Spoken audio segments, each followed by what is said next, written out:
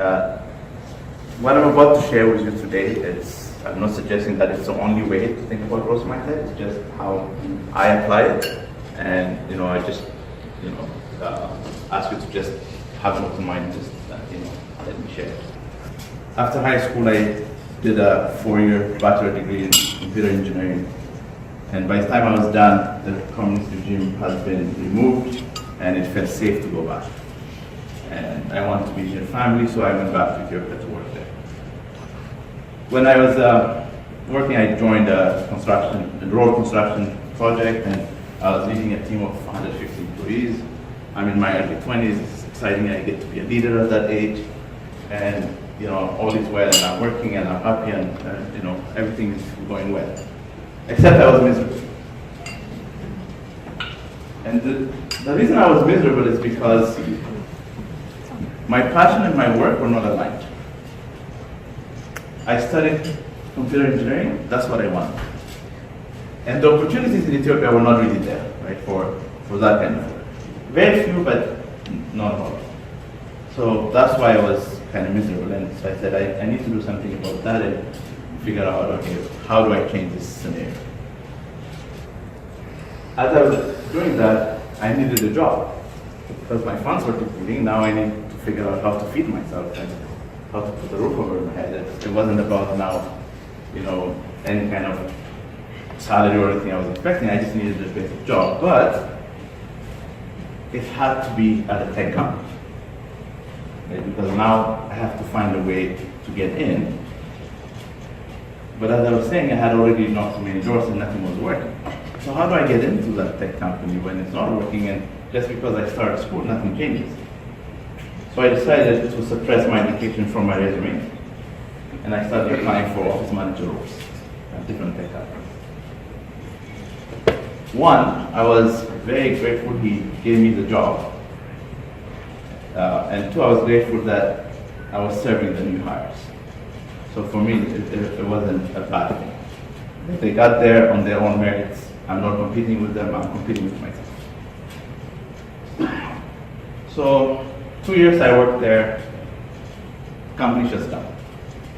We're all laid off. So now I'm back to square one. All this knocking doors got started all over again. I could have said, this is the end of the road, I've tried my best, let me pack up and go back. But I still chose to figure out a way to just keep going forward. That startup company, I did a little bit of project management, so they liked that experience, and they were kind of hard pressed on people. They were not finding the people they want. I was a developer, so they gave me the job on this one. So the lucky break for me. So I feel like I'm getting closer on my journey. 6 months in, I became friends with one guy there. He left and to Microsoft for another vendor company to work on SOX compliance, Sarbanes-Oxley compliance. So as soon as he got there, he said, hey, I need you to come work with me on remediation project, Sarbanes-Oxley remediation project. At 18 Wireless, I had heard a few words, what SOX meant, what remediation meant, but I have no experience. I just heard those words. What one boss told me a long time ago, when he wanted to teach his daughter how to play the piano, he only had to be 1 day ahead of her. For her, he's the expert. Right? So in any role, when we are at client side, it's the same way. We just have to be 1 day ahead. And for me, that was my goal, right? As long as I was ahead, I can make it.